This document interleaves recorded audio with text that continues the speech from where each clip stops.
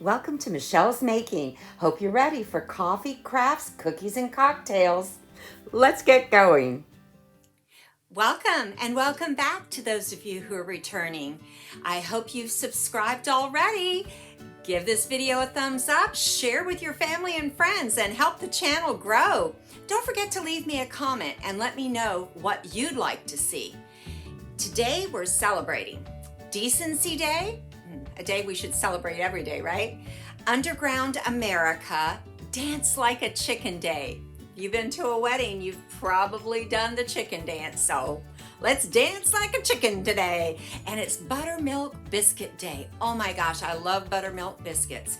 Now I know I've mentioned that my house is a construction zone and we've been doing so much work and remodeling, but we almost have at least the kitchen done. So we'll be doing cookies in the near future and I'll be able to make those buttermilk biscuits because they are yummy.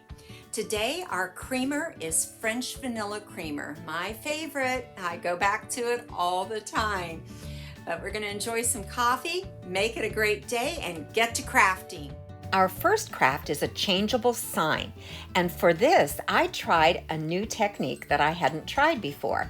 I took a piece of cardstock, regular size cardstock, tracing it on drop cloth material. Now, I picked this drop cloth up, I think on Amazon, but I might have gotten it at Home Depot.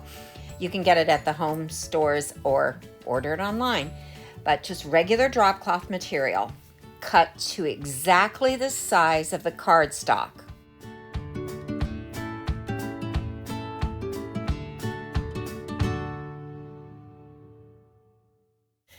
Trim away any loose strings that there might be because you don't want anything loose hanging over the edges that might catch in your printer.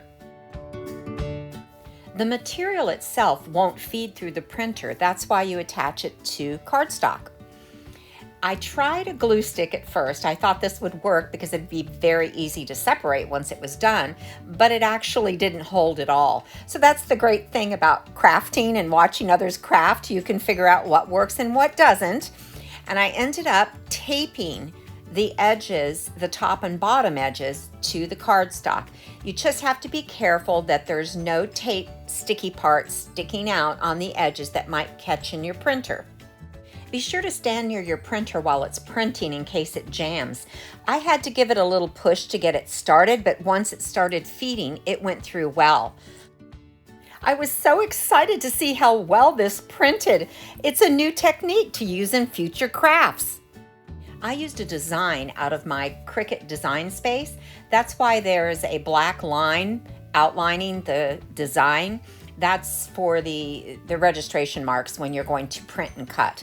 But for this purpose, I wasn't going to cut. I was just printing, and I'm going to cut away that excess anyway. At first, I decided to cut just outside the black line because I'm thinking, oh, I'll fray it, and that'll give me some extra space to fray.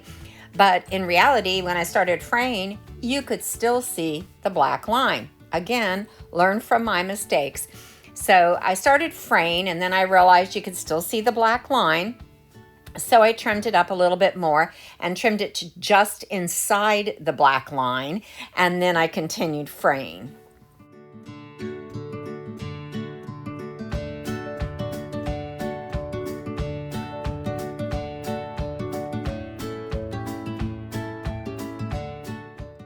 For the sign portion, I had picked this sign up at Walmart a while back and wasn't sure what I was going to use it for, but here's where it comes into play.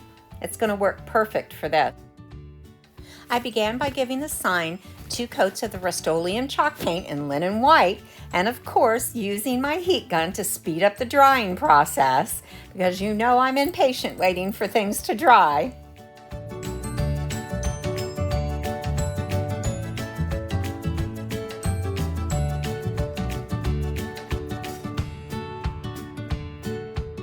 When it had dried, I used the Waverly chalk paint in the color ink, that's the black, to accentuate the planks. Now there was a little bit of a groove there, and initially I decided I was going to go very neatly between the grooves, but That didn't work. I got a little messy, but it was okay because I decided to actually distress the whole thing. So I did do that, and the one little piece that was kind of jutted out there in the middle wasn't going to show beneath the sign. But I began adding the highlighting, and doing this I used the stipple brush and a dry brush technique. And again, remember, you can do as little or as much as you like. Go back and forth between the colors. I added some white that kind of mixed to make a gray, and overall it gave it a lot of shading that I really liked. And there's my handy dandy heat gun speeding up the drying process.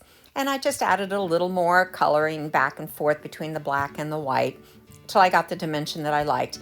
Remember to make it pleasing to your eye. You're going to be the one looking at it, so as much or as little as you like. And then I just clipped on my little sign, and there you have it, our changeable sign. Our next craft is a monogram house number sign. Now this is something I had seen on Pinterest and thought, I can certainly make that.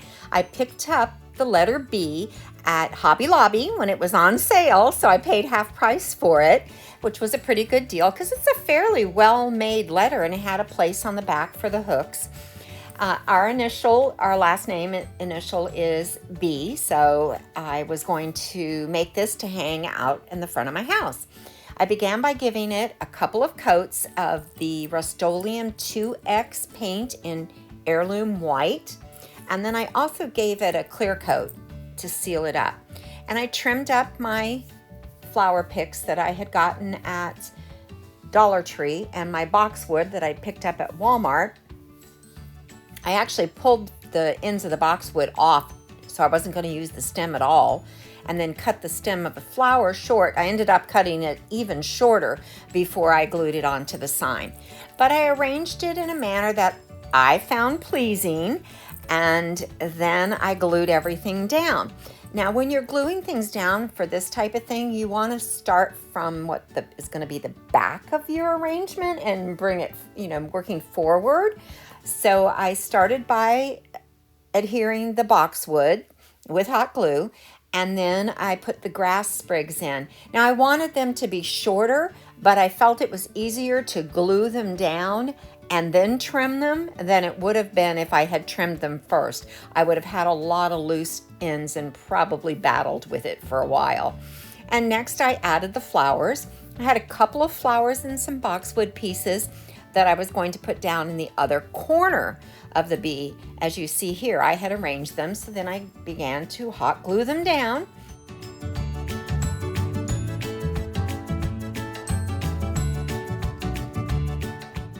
For my house numbers, I had actually printed them out on my Cricut and used a permanent vinyl. I seem to have lost the footage from that, or maybe I didn't even press start on the camera when I was filming.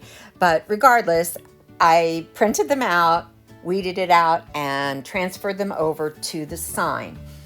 Once I had done that, I decided to seal it all with Mod Podge because even though it's a permanent vinyl, I worried a little bit if there was some rain and wind that it might come loose off the sign since it's going outside.